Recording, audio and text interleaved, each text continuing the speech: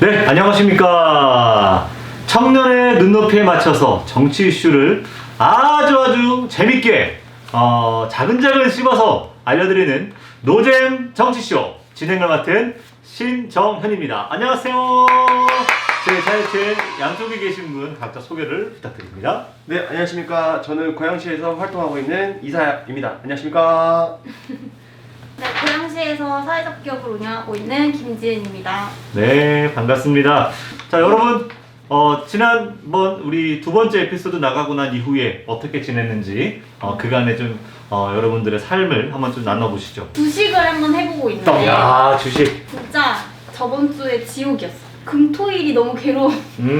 그래도 오늘 다시 회수해서 좀 텐션이 좀 돌아오는. 오늘 주가가 좀 올랐나요? 네, 오늘 좀 괜찮았습니다. 그래서 오늘 뭔가 기뻐 보였는데 아마도 요즘 청년들 주식 정말 많이 하는 것 같아요. 우리 사연님은? 저는 작년까지 했다가 뺐습니다. 네. 뺐다. 그렇죠. 손실을 먹고 뺐어요. 손실을 먹고 빼가지고. 아, 진짜? 그래서 이제 안 나는 오늘 다시 원점 됐어. 다시 올랐어요. 안 하는 거 추천합니다. 네. 주식을 해본 사람으로서 저도 요즘 느끼는 게 주식을 하는 순간 영원히 주식에 빨려 들어갑니다.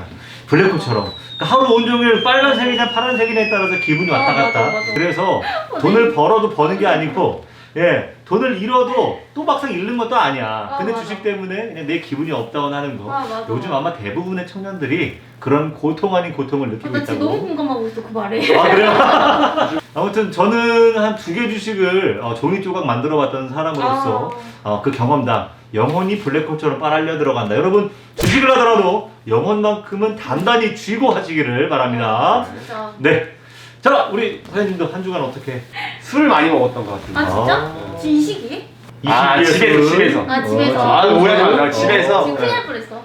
집에서 술 먹었습니다. 제가 책 읽고 이렇게 술 마시는 거 되게 좋아해요, 혼자. 독서 요즘 하고 있는데 예. 아주 재밌는 책을 발견해가지고. 무슨 책 읽고 술 먹었어요? 그 체인지 나인이라는 체인지 나인. 최재훈 교수님의 책이 있는데 네. 코로나 시대에 이제 핸드폰으로만 우리가 살아가는 그 비대면 시기에 우리가 어떻게 그 사회를 삶을 살아갈 수 있을까 재미있게 풀어봤어요. 이게 요즘 코로나 시대를 맞춰서 나온 책인 것 같아요. 맞아요. 네. 알겠습니다. 뭐 잘 빠져나갔네. 다행이네요.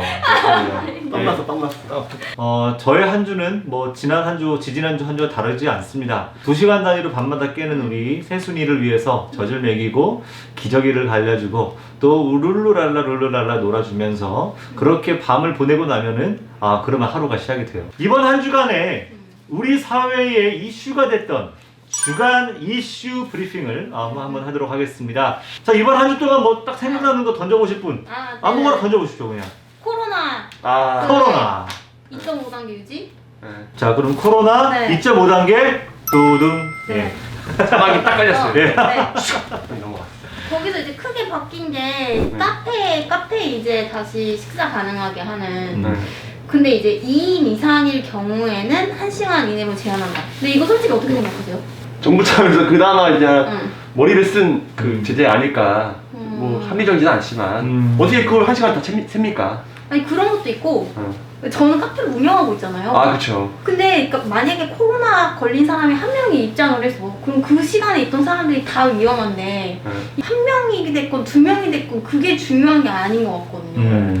저는 그냥 솔직히 말하면 3단계를 그냥 한 달 해버렸으면 좋겠어요. 그냥 솔직히 사업자 입장에서도 그냥 한 달 하고 대신 사업주도 한 달 동안은 아무것도 수익이 없잖아요. 그러니까 모든 그냥 시스템을 다 정지시키는 거지. 자칫하면 이제 500명대로 줄었는데 또 이렇게 해서 또 확 늘어날 수 그쵸, 있겠다라는 그게 저는 걱정을 하시는 것 같아요. 또 카페의 경우는 또 2명 이상 1시간 미만만 쓴다 그러면 좋아할 수도 있어. 왜냐면 카페에 앉아가지고 커피 마시면서 공부하는 사람들이 많아가지고 이게 회전율이 별로 안 좋다고 늘 얘기가 나왔었잖아요. 1시간 딱 정해놓으면은 빨리빨리 나가시니까 2명씩 앉아있다가 빨리 나가고. 이게 왜 1시간이냐면은 둘이 있으면 내기를 하잖아요. 비만이 튈까봐. 혼자 있으면 얘기 안 하니까 벌써 되는데 그렇지 않을까라는 생각이 들어요. 그럴 수도 있겠네요. 네. 저는 가끔 혼자서 카페에서 혼잣말해요. 벽 보고.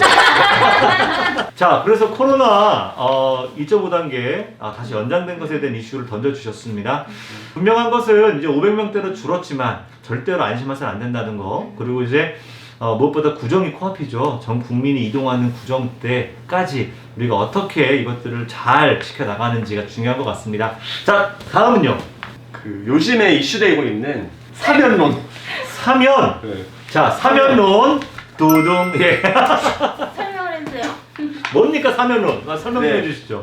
현재 더불어민주당 이낙연 당대표가 이제 얘기한 내용은 이명박 전 대통령과 박근혜 전 대통령이 이제 형이 확정이 됐음에 따라서 사면 대통령의 권한으로 이제 풀어준다는 게 이제 뭐 죄를 뭐 없앤다는 게 아니라 이제 구금을 해제한다 이런 뜻으로서 대통령께 제안을 하겠다라고 이제 발표를 했었어요.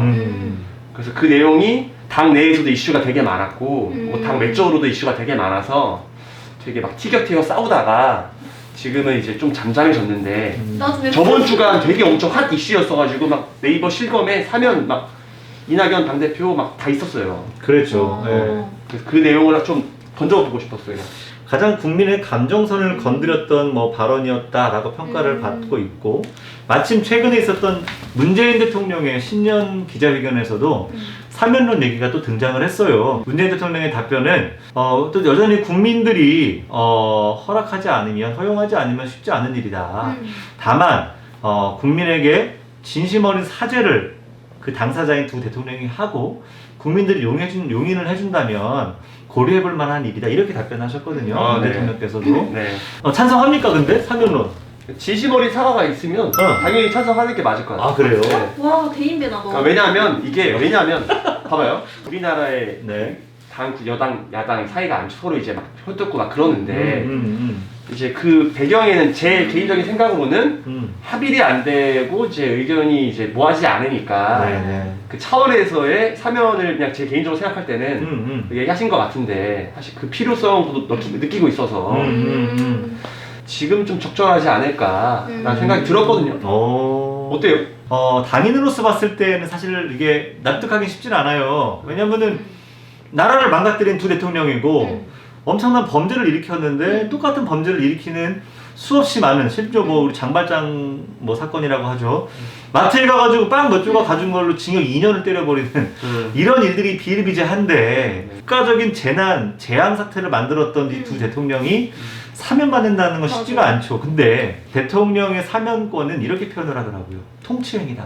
통치는 모든 국민을 위해서 해야 되는데 거리에서 두 대통령을 지지하고 있는 태극기 부대, 통치자인 대통령이 품고 안아야 할, 그리고 섬겨야 될 국민인데, 어쨌든 두 대통령이 감옥에 갇혀 있는 건 국가적인 비극이고, 그 두 대통령에 대한 지지를 호소하고 있는 국민들 또한 국가 원수로서, 국가 대통령으로서는 품어야 될 국민이라면 국민 통합이라는 이름 하에 사면이라는 것을 검토할 수 있겠다.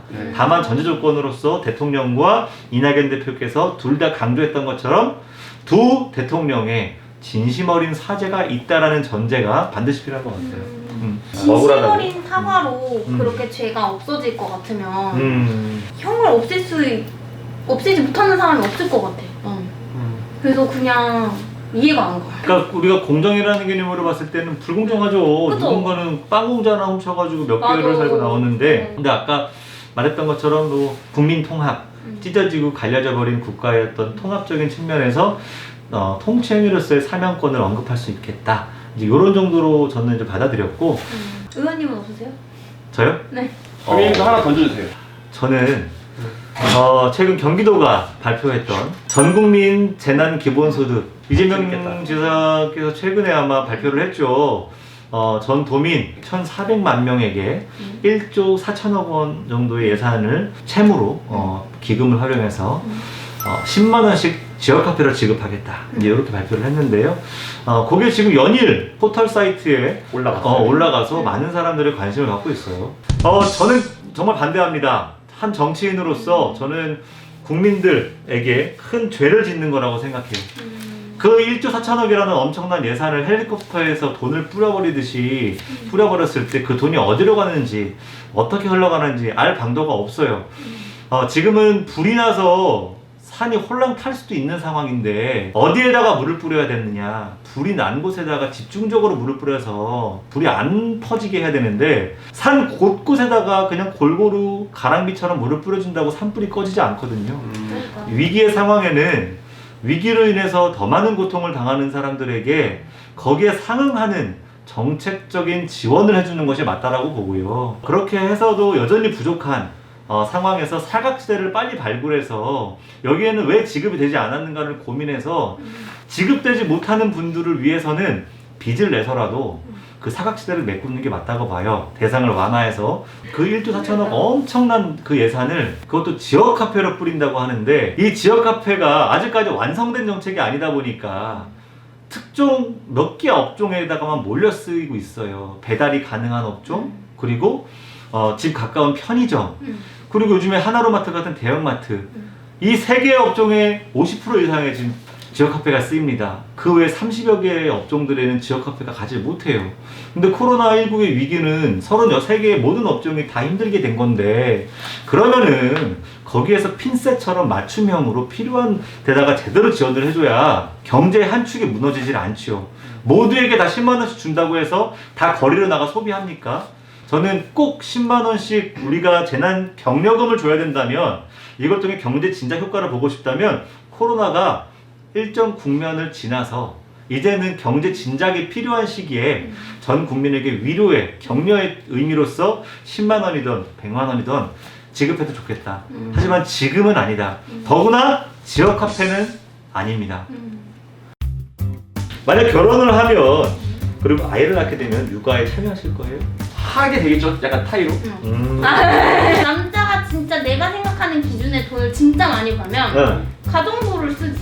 가정부를 쓰고 이것을 만약에 남편이 외벌이를 하고 있는 상황이라면 저녁 7시 이후부터는 아기 본인 취침 전까지 집안일과 육아는 남성이 책임져야 됩니다. 그 시간만큼은 아내에게 쉴 시간을 줘야 된다.